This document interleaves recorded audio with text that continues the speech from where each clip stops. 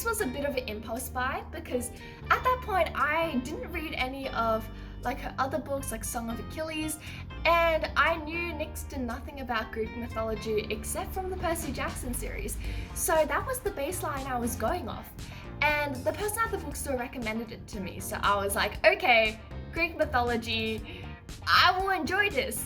And note that the day that I got this, I was exceedingly bored. It was like in high school when we had like free periods, and basically that's just like a long time to wait before you have class.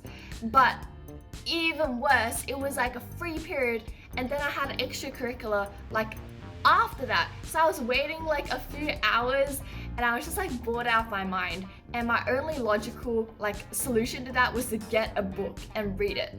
And you can literally see the bookmark still in there from the time that I read it while waiting. And like I got through a decent amount and just never picked it up ever again after that scenario. So we'll see how that goes. Okay, The Waves by Virginia Woolf. So the story behind this one was I got it because I had to study Mrs. Dalloway for my final exam.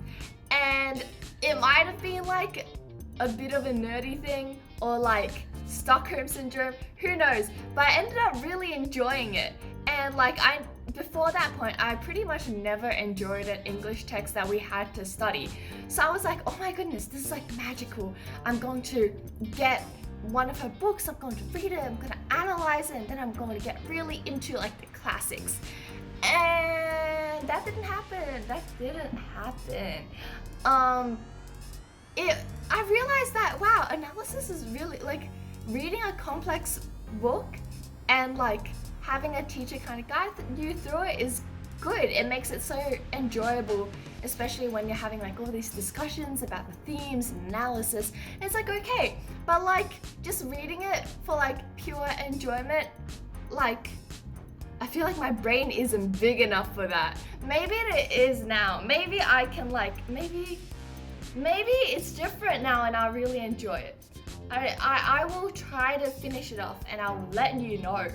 The Art of War. Not gonna lie, my dad told me to get this, but it did sound interesting and I wasn't forced into it.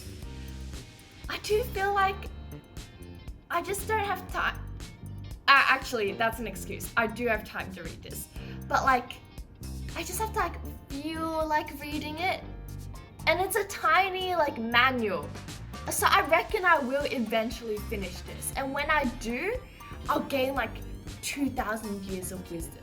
Like I feel like my brain will just be like blown and I will view the world differently and I will become a strong global citizen. I don't actually know. We'll see. Okay, Cloud Street by Tim Winton. This is my most recent unfinished one, and honestly I think it's just because I came off the back of a really long book. Like I finished The Stand by Stephen King, and if you read the extended version, it is like you feel like you've aged like 17 years. It's just like intense. There's so much detail. It's so good. It's so long. It's everything. And Cloud Street was 600 pages or so, like rounded up. And I feel like it's a bit of a slow burn. I wasn't committing to it. That's on me. I really enjoyed the Turning and Breathe though. I was obsessed with those, but they're definitely a lot shorter. So I feel like I can understand why I didn't finish this one. Probably low on the list of to finish just because I started it so recently. So I feel like I should put it back into the cycle. Okay, this one's going to be controversial, but I never finished The Book Thief. And that was because I got it when I was really young and I tried starting it on a plane and it was too advanced for me. Like I genuinely think that I wasn't like smart enough to read it at that point. I probably read it now and really enjoy it. But I just didn't like get it at that point, I feel like. So that's definitely on my list of definitely will read and finish now because I think I really appreciate it and it's like loved by so many people. So I feel like I have an obligation. Okay, Citadel by Kate Moss. Now, there's a story behind this one because I read the first one of the series called Labyrinth earlier, like in year 6 maybe, and it was a beast of a book. It looked like a Bible, and I just remember sitting on the sofa and just like inhaling it. It was so good. Like, I was amazed by the plot. Like, I still remember like certain aspects of it, and I'm kind of worried that I'll go back and not like it anymore. Like, that just kind of happens with books that you really enjoyed as a child but you kind of don't enjoy anymore. Like, I went back and reread some of Percy Jackson and I'm like, but I was like obsessed. But Citadel, I went through 2 pages of this 919 page book and decided I was done. I will eventually finish it. Now, this one is one that really requires time.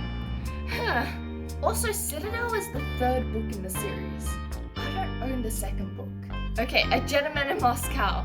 I saw this online and it was like, it won so many awards, it was like critically acclaimed, and I was like, I was in my phase of trying to transition to reading more like advanced, like adult fiction in the later high school years, and I think it was also too hard for me, or I was like not into it. Like, some books are just slow to get into, and I understand that, and I feel like this is probably one of them, and I just didn't commit to wanting to finish and get through it. And it's probably lower on the list of ones I really want to finish, but it's definitely on there. Also, I feel like maybe this is the weirdest association, but I always confuse A Gentleman in Moscow with the 100-year-old man who climbed out of the window, and those are like, the covers don't even look similar. I don't understand where I got that from.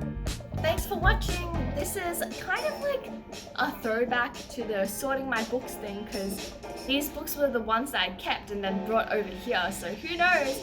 I mean, it's the same me. But if you liked it, please subscribe, like, share, do whatever you want, and hopefully I will come back with more.